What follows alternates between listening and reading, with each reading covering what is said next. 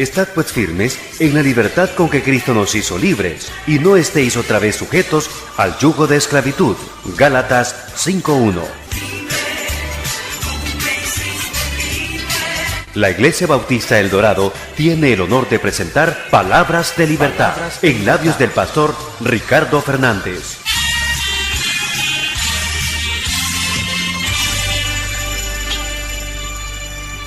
Bueno, hermanos, hoy comenzamos el libro de Mateo, el Evangelio según San Mateo. Y es obligatorio hacer una introducción a Mateo. Y uno puede ver la genealogía que comienza uno a bostezar cuando comienza a leer todos esos nombres. Digo, ¿y esto para qué está puesto? Mejor hablemos directamente del nacimiento. Y uno nunca se ha predicado de la genealogía de Cristo, por lo menos yo no he escuchado ninguna prédica. Y comienza uno el por qué está esta genealogía en este libro. En primer lugar, quiero decirles que el libro de Mateo es un libro escrito para los judíos. Es un libro que huele a judío en toda forma. Por eso que está siempre resaltándose. Esto fue para que se cumpliese lo dicho por el profeta tal. Esto es para tal, confirmando la identidad del Mesías. El libro de Mateo está saturado de señales visibles de que Jesús es el Mesías. Porque Cristo y Mesías es lo mismo. Cristo es Mesías en griego y Mesías en hebreo. Entonces Mateo es un libro escrito para judíos. Se presenta a Cristo como rey, como el león de la tribu de Judá, el rey. Marcos es un libro romano para el tipo personalidad romana, tosca, ruda, práctica, sin mucha elaboración. Pareciera que estuviera escrito en piedra. No hay mucho adorno. Presenta a Cristo como siervo sufrido.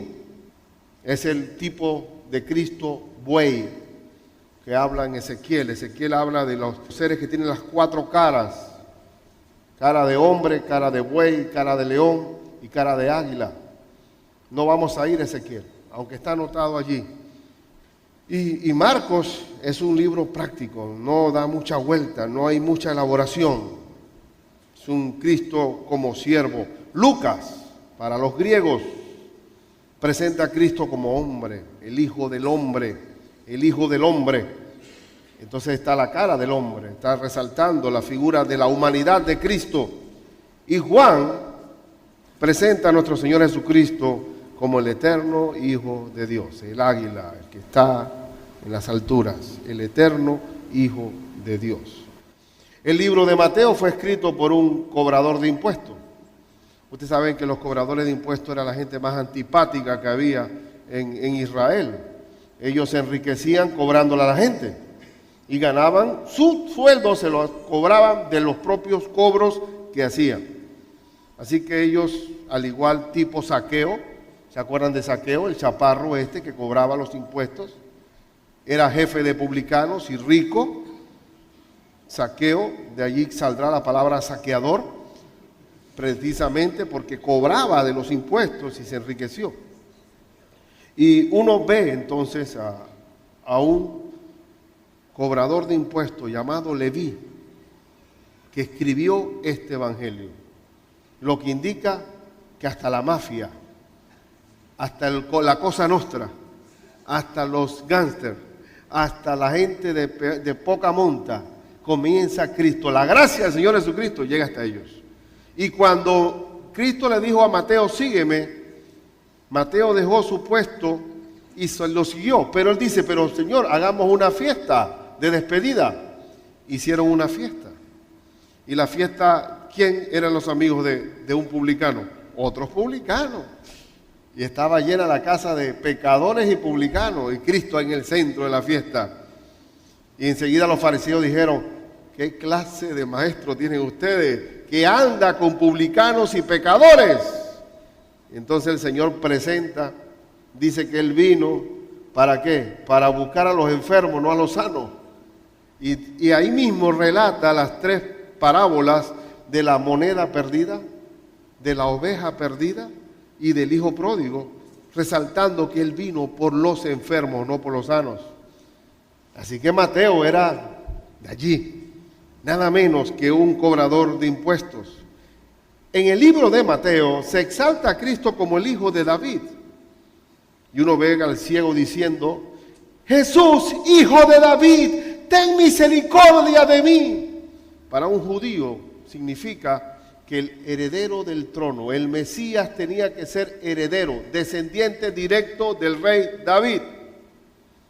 Y por eso se recalca la figura de Jesús como el hijo de David. Jesús como el hijo de David. El heredero al trono de Israel tenía que ser el Mesías, directamente descendiente de la monarquía del rey David. Por eso la genealogía. Porque la genealogía, el Mesías tenía que ser, el heredero al trono tenía que ser por nacimiento, no por democracia. Tenía que haber una secuencia clara de dónde venía. No podía haber embuste. Herodes era un rey impuesto por Roma, no era un heredero legítimo del trono. Por eso que cuando los magos llegaron y dijeron: venimos porque ha nacido el rey de los judíos, Herodes dice: ¿dónde está para matarlo? Porque él no era un heredero legítimo al trono de Israel. Y el libro de Mateo, para que ustedes logren saborearlo, logren identificarse con él y lo hagan suyo, tienen que ver que el libro de Mateo tiene como propósito principal el reino de los cielos, presentar el reino de los cielos. Y ustedes saben muy bien que Juan el Bautista, cuando predicaba, ¿qué predicaba? Arrepentíos porque el reino de los cielos se ha acercado. Arrepentíos porque ya el Mesías está aquí, el rey ha venido. Ningún profeta en la antigüedad había predicado así. Los profetas decían: va a venir el rey, va a venir el Mesías, va a venir el Mesías. Y Juan el Bautista dijo: el Mesías está aquí, ya vino. El reino de los cielos se ha acercado, arrepentidos. Y por eso que tenemos que presentar, cuando vemos a Mateo, el evangelio del reino de los cielos. Cuando uno ora, dice Cristo que como oración modelo, cuando oramos diciendo: venga tu reino y hágase tu voluntad, así en el cielo, aquí también en la tierra, Señor. Cuando estamos orando le estamos diciendo a Dios: Señor, que tu reino sea parte de mi vida. Veo a mi Señor como un rey, que soy parte de un reino donde yo puedo orar y puedo hacer que mi Señor participe en mi vida como rey, porque creo en su reino. Y si uno no entiende esto, no va a poder comprender. A veces consideramos egocéntricamente y humanamente que Cristo vino y que la razón de ser de toda la Biblia es que Cristo vino a salvarme a mí. Pero la razón de ser fundamental, el plan mayor de Dios es instalar su reino para siempre. Para eso viene el Señor, a instalar su reino para siempre. Parte de ese plan es la salvación del hombre.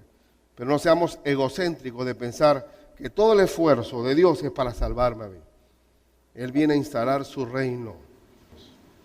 Y cuando uno reconoce el reino de Dios en su vida, cuando uno ora, sabe que hay un gobierno, hay una soberanía, hay una majestad, hay un Dios, rey de reyes y señor de señores. Cuando yo invoco a mi Señor como mi Señor, Él es mi dueño, yo soy su siervo, su súbdito. Yo quiero vivir en función de mi rey, de mi reino. Él es responsable de mí porque soy su siervo. No me va a pasar nada fuera de lugar si yo estoy sujeto a su reino. Cuando el centurión romano le dijo a Cristo: no soy digno que entres bajo mi techo, porque una palabra tuya bastará para sanar a mi siervo. ¿Qué le estaba diciendo? No soy digno que entres bajo mi mando porque tú estás encima de todo. Porque yo tengo hombres bajo mi mando y si yo le digo a un soldado ven, él viene. Si digo a mi siervo haz esto, él lo hace. Di la palabra y se cumplirá. Tú tienes la máxima autoridad. ¿Y qué dijo el Señor? Que nunca había escuchado una fe tan grande. En la genealogía de Cristo se establece Jesús, hijo de David, hijo de Abraham, judío. Te ve al judío con la estrella de David, su padre Abraham. Y estamos hablando de nosotros como creyentes ahora. Debemos entender que para el judío era supremamente importante identificar genealógicamente a su Mesías. Después de la destrucción del templo en el año 70 por el ejército romano bajo el mando de Tito, no quedó rastro de ningún judío que pueda identificar su genealogía. Pero la del Mesías sí está establecida aquí. Para nosotros es una carga de nombres. Para un judío puede ver un mapa de dónde viene Cristo, hasta Abraham, hasta David y hasta Abraham, el padre de la fe. Abraham, donde estaba la simiente de Israel para la salvación del mundo. Para un judío, esta genealogía que no tiene importancia para nosotros los gentiles, para ellos sí. El judío va por vista, no por fe. El judío es muy malicioso en torno a esto. Y aún así, lo crucificaron, sabemos, ¿no? A los suyos vino y los suyos no le recibieron. No le recibieron. Y cuando tenemos claro de que el tema de Mateo es la instalación o la venida del reino de los cielos, uno puede entender primero la genealogía del reino, del rey. Después viene el nacimiento real. Vinieron los magos de Oriente y eran gente destacada, de prominente. Vino la prueba del rey cuando fue tentado por Satanás. Vino el heraldo del rey, San Juan Bautista, el heraldo, el que iba por delante para proclamando arrepentimiento. Vino la constitución del reino, que es el sermón del monte. Vino el rechazo del reino por los judíos. Y cuando comienza Cristo a hablar en parábolas sobre el reino de los cielos y la lucha que hay entre las fuerzas del mal y del bien. Vemos las profecías del reino. Rechazan al reino y rechazan también al rey, crucificándolo y matándolo, pero que se levanta de los muertos. Y él está sentado a la diestra de Dios. Mi Jesús, mi Rey. Yo me he hecho el propósito siempre de predicar y no saltarme nada. Yo necesito no saltarme estas líneas de la genealogía de Cristo. Pero si yo me pusiera a predicar de la genealogía, le aseguro que tengo 50 predicaciones perfectamente aquí. Pero no voy a hablar de la genealogía. Voy a sacar solamente de esta genealogía para demostrar la gracia infinita de Dios para con nosotros los pecadores. Para mostrar que Dios es Dios por encima del barro que somos nosotros los hombres. Voy a sacar de esta genealogía el ejemplo de 4 mujeres que no deberían estar, según si nos vamos a hablar sobre el legalismo fariseo, o los saduceos, o los escribas, los intérpretes de la ley. Y cuando hablamos de la salvación por gracia, nos podemos ver cómo el Señor, dentro de la genealogía del Hijo de Dios, del Hijo de David, del Hijo de Abraham, se colaron 4 mujeres que por la gracia de Dios nosotros recibimos la genealogía de nuestro Señor, nuestro Rey. 4 mujeres destacadas aquí, que uno se queda viendo, Dios mío, ¿cómo es esto? ¿Cómo podemos presentar a pecadores dentro de la genealogía de Cristo?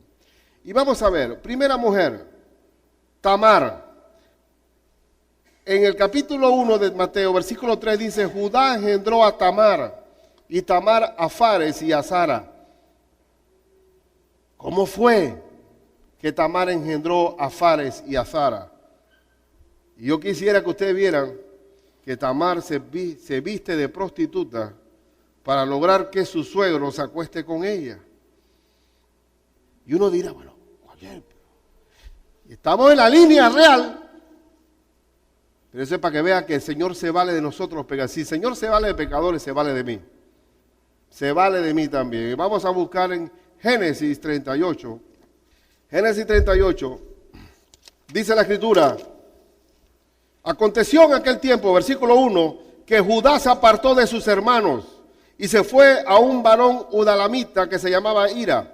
Y vio allí Judá la hija de un hombre cananeo, el cual se llama Súa, y la tomó y se llegó a ella. Y ella concibió y dio a luz un hijo, y llamó su nombre Concibió otra vez y dio a luz un hijo, y llamó su nombre Onán. Y volvió a concebir y dio a luz un hijo, y se llamó su nombre Sela. Y estaba en Kisib cuando lo dio a luz. Después Judá tomó mujer para su primogénito, la cual se llamaba Tamar. Y el primogénito de Judá, fue malo ante los ojos de Dios, y le quitó Jehová la vida. Y uno dirá, ¿por qué fue tan cortante, mi Señor? Porque ¿de dónde venía el Mesías? De la tribu de Judá. Le quitó la vida.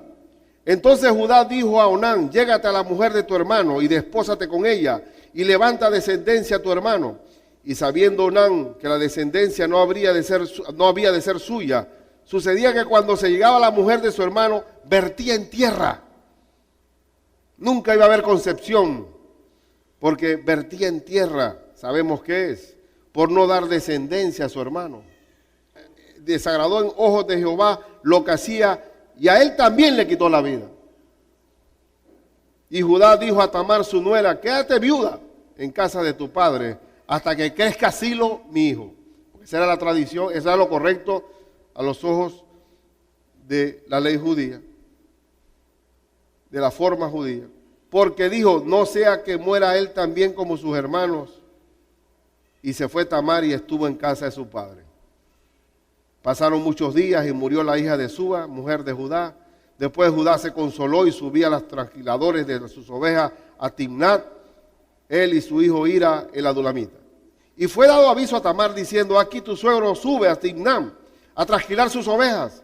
Entonces se quitó ella los vestidos de su viudez y se cubrió con un velo y se arrebozó y se puso a la entrada de Inaim junto al camino de Timnat, porque veía que había crecido Sela y ella no era dada a él por mujer.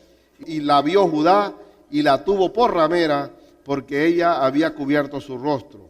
Y se apartó del camino hacia ella y le dijo, déjame ahora llegarme a ti, pues no sabía que era su nuera.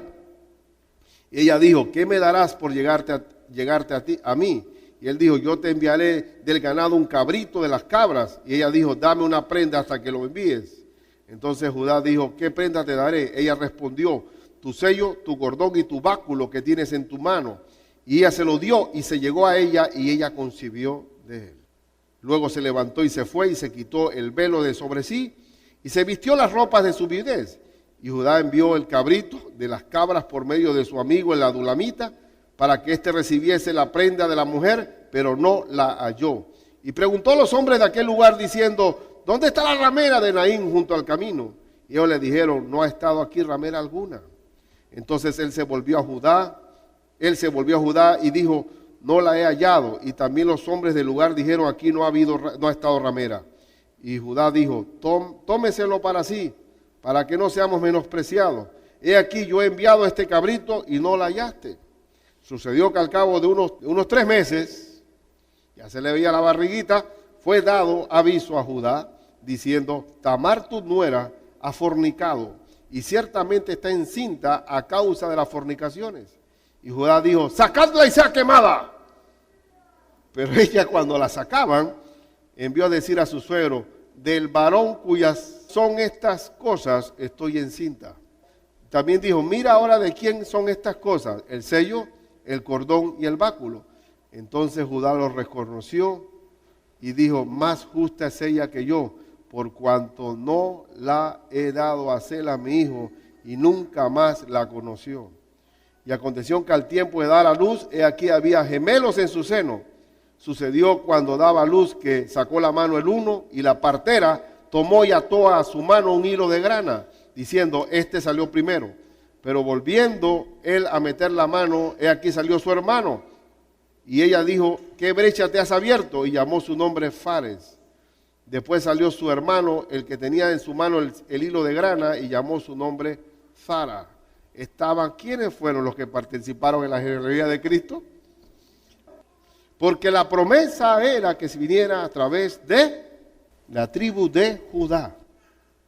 Y uno puede ver cómo el diablo influye para que no se dé la concepción, cómo los dos hijos de Judá, uno perverso, Dios lo mata, el otro vierte en tierra, y el otro chiquitito, tenía que cumplirse la profecía que tenía que venir de la tribu de Judá. Hermano, a veces nos avergonzamos de nuestras cosas, pero Dios se valió de la habilidad de esta mujer. Y no es ella, ahora no vamos a decir, tenemos que ser astutos. No es, eso es la lección. La lección no es esa, ahora que vamos a jugar vivo porque Dios bendice para abajo. Eso no es la lección. La lección es que dentro de la genealogía hay esta mujer, y Fares.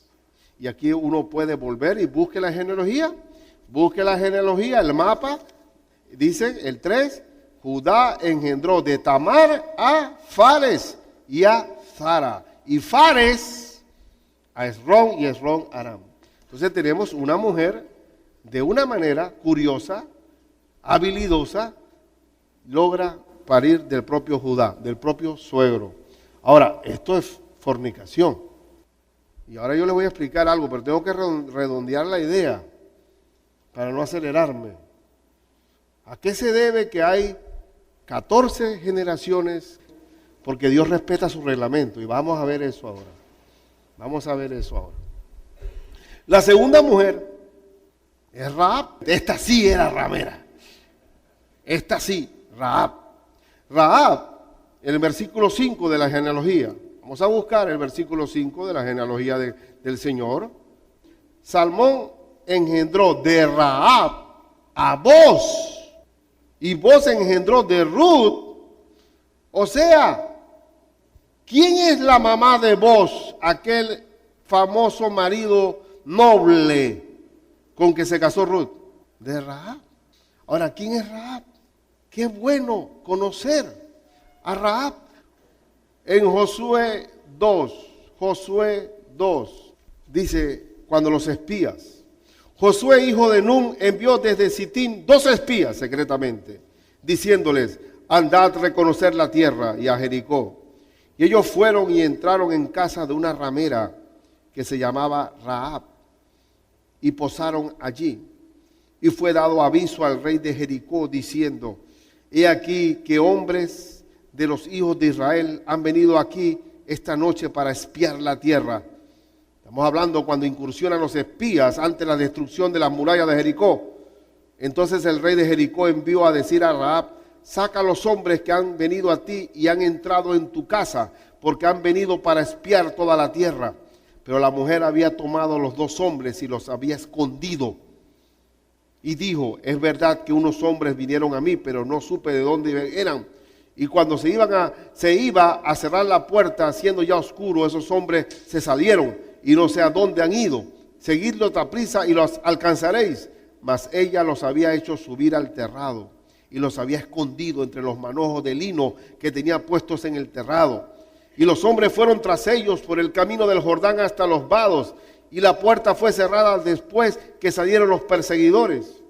Antes que ellos se durmiesen, ella subió al terrado y les dijo, sé que Jehová, miren estas palabras de una ramera, porque esto no es que para llegar a Cristo y para que Dios me perdone, tengo que ser perfecto moralmente, hermano mío, porque Cristo dijo sus palabras, que las rameras y los publicanos irán delante de ustedes al reino de los cielos. Le habló a los fariseos de esa manera.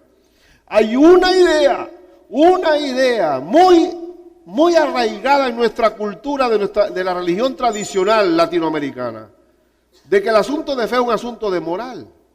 Muy lejos de estar de todo esto, porque ninguno de nosotros, dice la Biblia, por cuanto todos pecaron, están destituidos de la gloria de Dios. No es que porque yo soy puro, yo puedo ver al otro pecador porque es drogadicto, porque es un mujeriego, o porque es lo que sea. Dice la Biblia, por cuanto todos pecaron, están destituidos de la gloria de Dios. Y por eso no podemos ninguno de nosotros decir, pónganla ahí al frente para apedrearla. Yo estoy libre de pecado, yo puedo tirar la piedra. Rahab, una ramera. Pero hay que considerar que dice aquí, El verso 9, sé que Jehová os ha dado esta tierra. Miren esa convicción de fe. Porque el temor de vosotros ha caído sobre nosotros, y todos los moradores del país ya han desmayado por causa de vosotros. Porque hemos oído que Jehová hizo secar las aguas del Mar Rojo delante de vosotros cuando salisteis de Egipto. Y lo que habéis hecho a los dos reyes de los amorreos que estaban al otro lado del Jordán, a Sehón y a Og, a los cuales habéis destruido. Oyendo esto han desmayado nuestro corazón, ni ha quedado más aliento en hombre alguno por causa de vosotros. Porque Jehová vuestro Dios es Dios arriba en los cielos y abajo en la tierra. ¿Cómo somos? No es lo que somos, no es nuestra conducta lo que vale, sino la fe en Jesucristo. Porque el cambio de corazón lo produce Dios.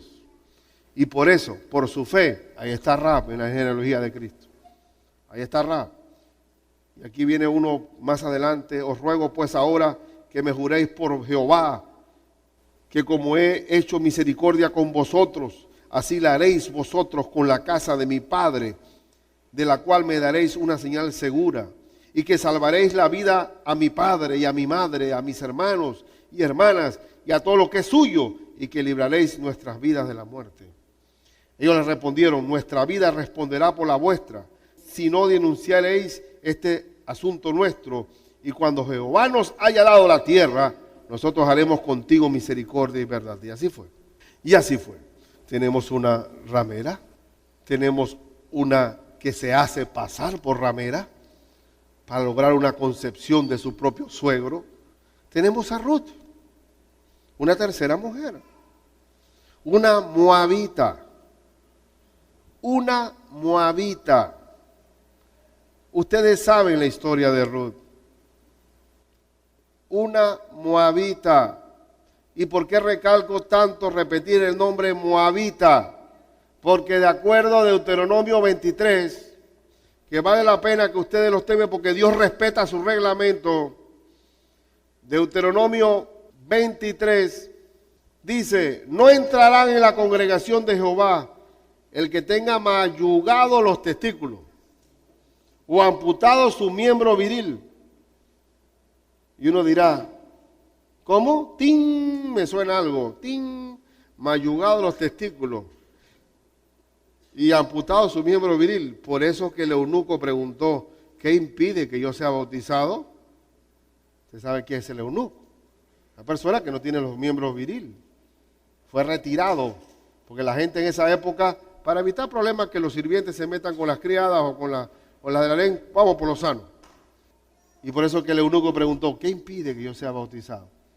Ahí está, porque no puedes entrar en la congregación. No entrará bastardo en la congregación. Tamar. ¿Qué pasó? ¿Ese era su marido, su suegro? No era. Un hijo de fornicación. Ni hasta la 10ª generación no entrará en la congregación de Jehová. Por eso que uno habla de 14 generaciones, porque se estaban incluyendo todas estas situaciones dentro de la nación de Israel. Porque había que respetar este reglamento de generaciones. ¿Me estoy explicando? No entrará amonita ni moabita. Ruth era moabita. No entrará moabita en la congregación de Jehová, ni hasta la 10ª generación de ellos. No entrarán en la congregación de Jehová para siempre. Si un judío de esos acuciosos comienza, aquí hay un bastardo, 1, 2, 3, 4, 5, 6, 7, 8, 9, 10, aquí está limpio, ¿ok? Súmalas, suma las generaciones y te darás cuenta que todo estaba correcto. Por eso está la genealogía y el conteo de las generaciones, porque Dios respeta su propio reglamento.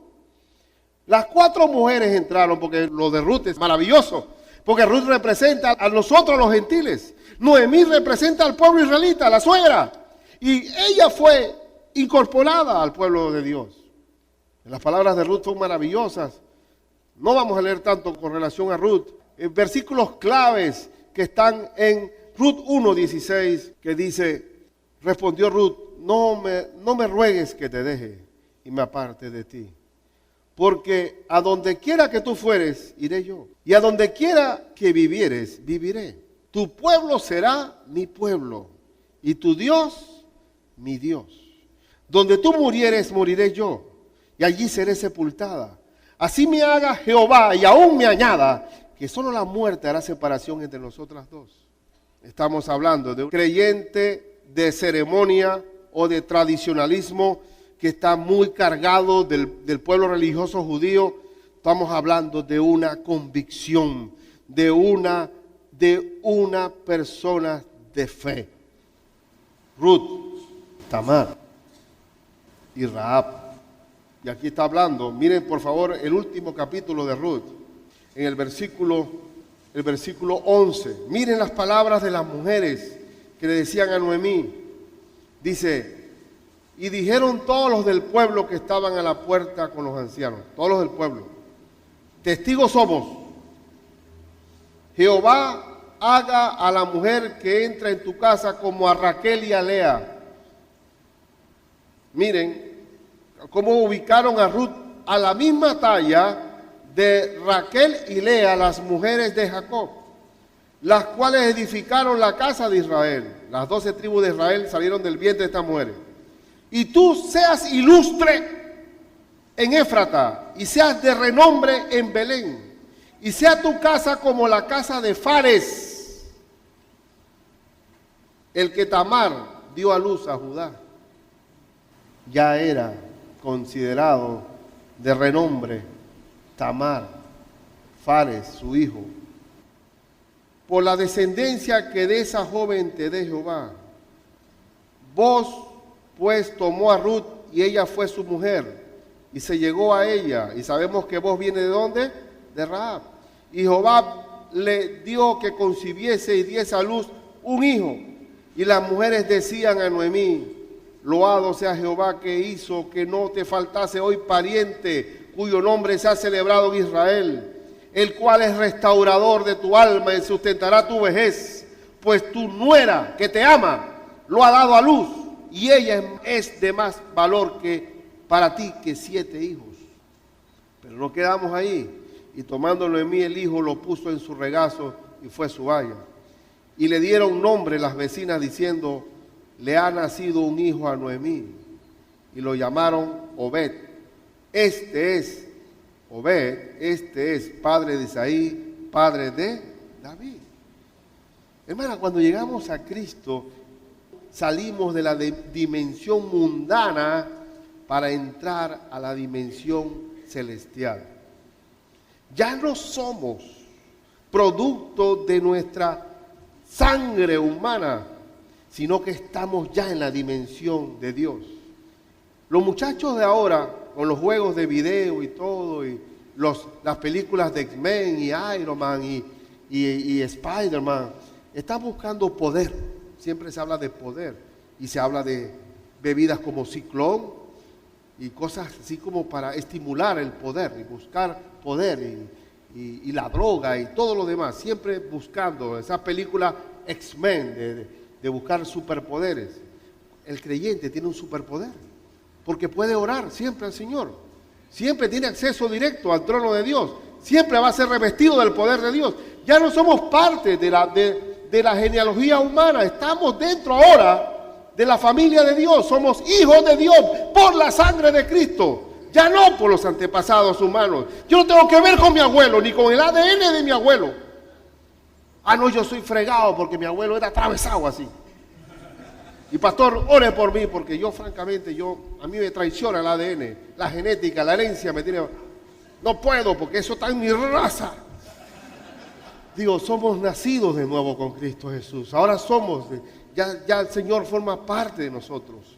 Nacimos ahora estamos en la familia de Dios. Ahora podemos ser gobernados por el Espíritu Santo. No tiene que ver ni abuelo, ni tenemos que cortarnos en un diván para hablarle a un psicólogo. ¿Quién fue el que me hizo el daño en mi antepasado? Si mi abuela o el maestro de kinder. Ahora somos nueva criatura en Cristo Jesús. Se rompe Rahab, se rompe todo lo que tiene que ver con nuestro pasado. Somos ahora parte del protagonismo del reino de Dios. Y yo quisiera destacar ese punto en ustedes. aparece en la genealogía de Cristo estas situaciones particulares, porque donde abunda el pecado, sobreabunda la gracia, como dice Romanos 5:20. ¿Qué tenemos que ver con la cultura latina inclusive? Aquí tenemos hermanos de diferentes, un portugués, un español, tenemos chinos. Ya olvídate de la cultura. No, que los chinos son así, que los latinos son así, que llegan tarde a todos lados. Ya no somos de la cultura, somos de Cristo. Somos el pueblo de Dios. Es diferente, totalmente. Tenemos entonces que la bisabuela sería Obed, engendró a Isaí. Isaí sería el nieto de Ruth. Y el bisnieto sería ¿quién? El rey David, de una moabita. Pero se respeta el reglamento de las generaciones. Por eso aparecen las generaciones por cualquier curioso judío que comience a contar las generaciones. Ahí está, cuéntelas. ¿Cuánto tiempo tiene que pasar para que acepte la moabita? Tanto, ahí está, cuéntela. ¿Cuánto tiene que aceptar para ser el bastardo? Cuéntelo. Para ser incorporado a la nación de Israel, ¿cuánto? Cuéntelo. Por eso este libro está escrito ¿para quién? Para judíos, porque ninguno de nosotros se va a poner en esa matemática. Ninguno va a estar, dice, aquí está el hijo tal, el hijo haciendo troncos genealógicos. Ninguno de nosotros se va a poner en eso. Y la última mujer fue Betsabé.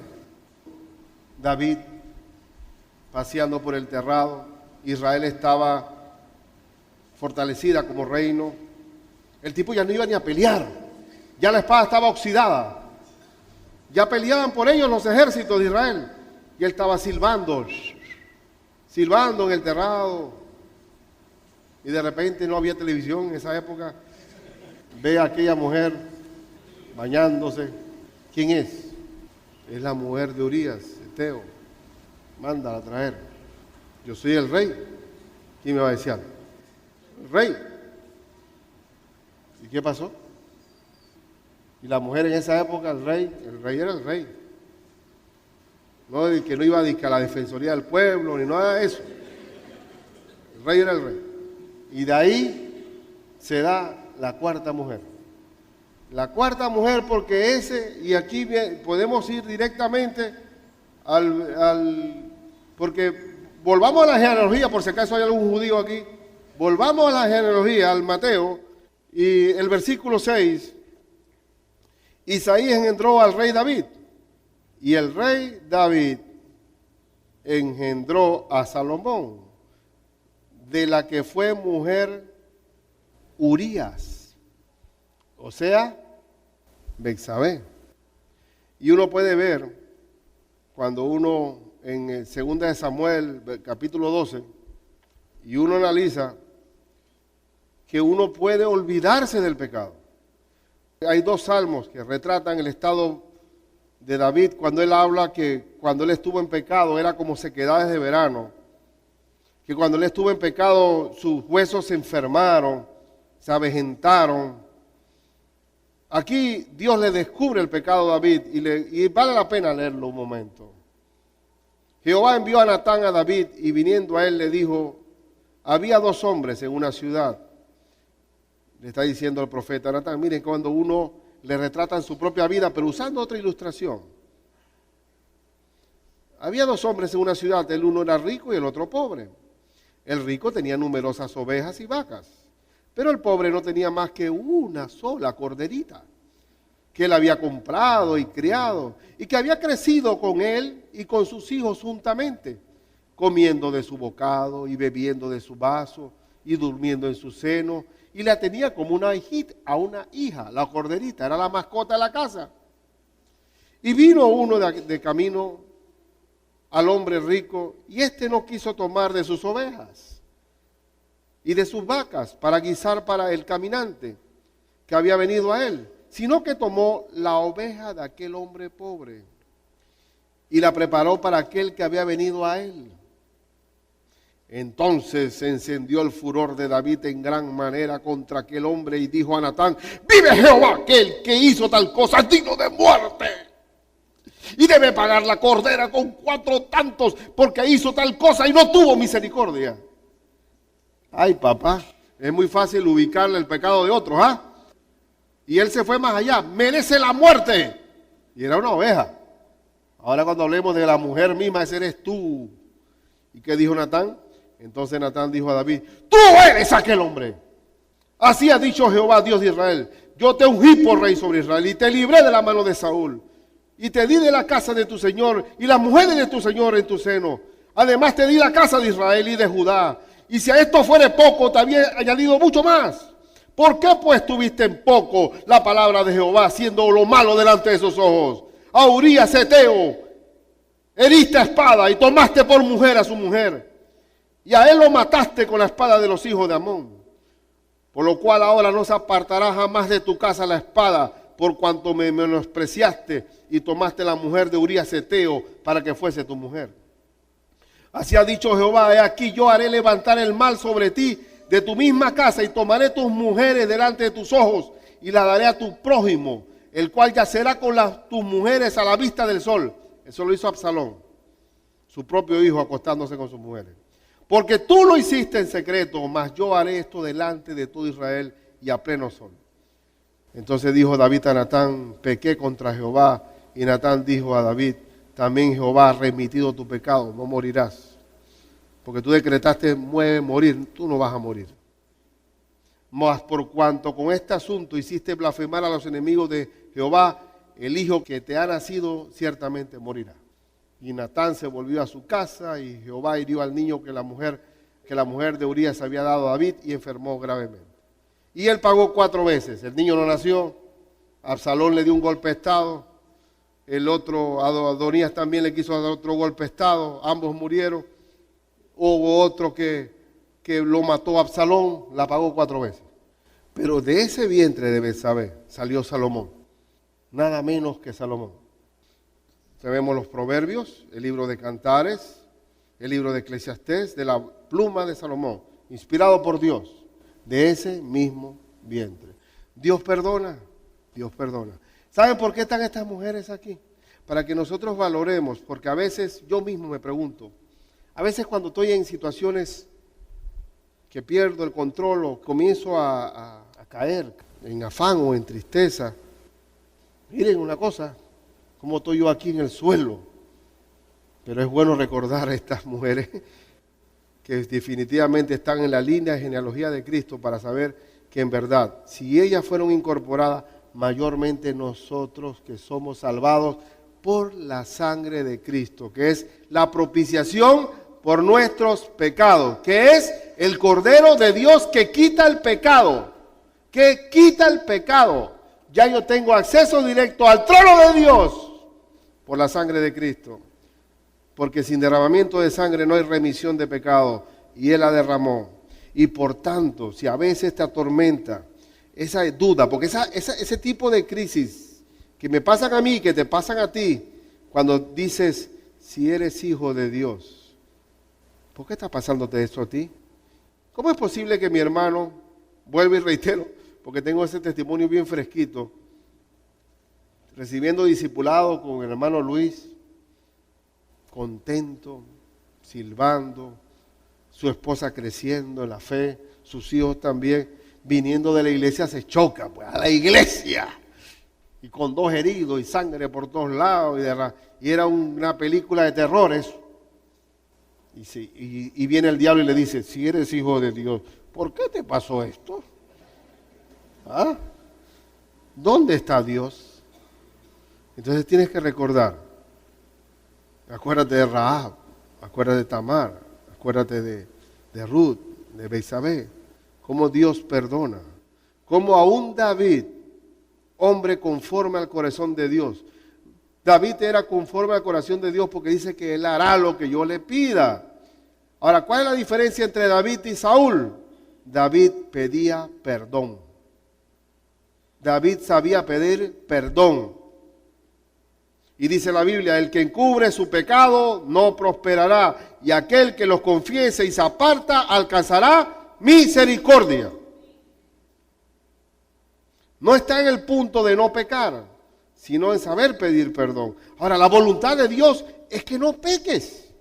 La voluntad de Dios, ayer hablando en la escuela de obreros, ¿cuál es la voluntad de Dios? Que no pequemos. ¿Por qué? Cuando el Señor le dice a la mujer adúltera, mujer, ¿dónde están los que te condenaban? No están, Señor. ¿Dónde están los que te acusaban? No hay ninguno. Yo tampoco te condeno. Vete y no peques más. Si le dice, vete, yo te perdono y sigue quemando a tu marido, eso no camina. Vete y no peques más. Oye, no vayas por el mismo camino que llevaba. Está hablando de qué? No es el punto de no encubras tu pecado delante del rey. Él es mi reino. Señor, ¿podré yo ocultarme del Señor en mis pecados? Entonces, hice una prédica, algo hice de la genealogía de Cristo. Algo. 4 mujeres tomé. Pero para hablar de la gracia del Señor. Y cuando nosotros veamos a un hermano caído, no le entremos hagamos leña del árbol caído, sino que restauremos, acordándonos que Dios también se vale de pecadores y que donde abunda el pecado, sobreabunda la gracia del Señor, la gracia del Señor. Vale entonces esta introducción al libro de Mateo, para que pensemos en el reino de Dios. Tome en serio su fe. Y en este Evangelio de Mateo, en el Sermón del Monte, Cristo dijo, no todo el que me dice, Señor, Señor, entrará al reino de los cielos, sino el que hace mi voluntad. ¿Qué es lo más importante? ¿Qué es? Hacer la voluntad de Dios. Muchos dirán en aquel día, Señor, ¿no te profetizamos en tu nombre? ¿No echamos fuera demonios? ¿No hicimos muchos milagros? En tu nombre no hicimos.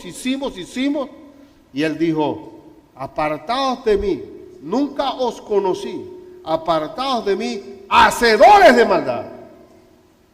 Porque ustedes no me tenían a mí como Señor, no estaban sujetos a un rey. Porque lo que vale aquí es que me obedezcan. Si yo soy su rey, obedézcame. Si soy su Señor, obedézcame. Dice Lucas que aquel siervo que comprendiendo bien la voluntad del Señor, no lo hace, recibirá muchos azotes. Y eso en el tiempo de la esclavitud era así. Tú mandabas a un esclavo a hacer algo y no lo hacía, venía el patrón y jaca. Y el que no hace la voluntad recibirá muchos azotes. Pero el que me hace mi voluntad, el que oye mis palabras y las hace, le compararé a un hombre prudente que edificó su casa sobre la roca. Edificó su casa sobre la roca. Si tú me haces caso como rey, como Señor, si el reino de los cielos es una verdad en ti, entonces tu casa no la mueve nadie. Vendrá el río, soplarán vientos, pero no caerá, porque está sostenida sobre la roca por mí mismo. No es oírme hablar, no es estar diciéndole como la gente, bien, buen discurso, perfecto, buen discurso, pero no te hago caso en todo lo que has dicho. No son las hurras lo que quiere el Señor, sino que hagamos la voluntad de Él. Entonces podemos hablar de que el reino de los cielos es una verdad en nosotros. Pero si tú oyes mis palabras y no las haces, hermano mío, su casa está sobre la arena, ¿oyó? Su casa está sobre la arena. Mi hermano Nelson dice que cuando estaba haciendo su casa, pues con un presupuesto todo chiquito, tratando de hacer su casa, traía los bloques y la cemento, y mi papá dice, yo te voy a ayudar a hacer la casa. Dice, Ricardo, casi no la hago. Pues cada vez que venía, digo, papá, ¿y qué ha avanzado? No te preocupes, todo esto está allá adentro, ¿ves? Dice, me hizo una casa para adentro.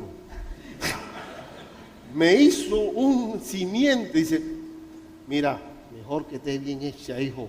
Pero papá, no tengo suficiente cemento. Digo, no te preocupes. Dale plomo. Yo te voy a ayudar un poquito más. Digo, no, yo no quiero que me ayude. Está bien, entonces déjame hacer la casa. Dice Nelson que la casa de él, hay otra casa para abajo. De la profundidad que tiene, y encima le puso dos escalones más arriba. Y cuando tú te trepas, digo, oye, está alto aquí. ¿Crees que es el fundamento? ¿Qué es lo que es Cristo tu rey? ¿Es Cristo tu rey? ¿Es Cristo tu Señor? Esta genealogía no tiene importancia para nosotros quizá como gentiles, que no estamos en el menudeo ni auditando al Señor, no estamos haciendo una revisión de libros con Él, contando generaciones, pero para mí sí tiene importancia que en cuanto a la gracia de Dios, hasta estas 4 mujeres estuvieron ahí. Que para los efectos de una iglesia legalista o algo, una Rahab no entra en muchas iglesias. Entonces, eso me llama a mí a valorar la gracia del Señor. En esta introducción de Mateo, valoremos lo que viene. Lo invito al próximo domingo. Vamos a entrar a develar el reino de Dios. ¿Amén? Y vamos a ver entonces el nacimiento real. El nacimiento real.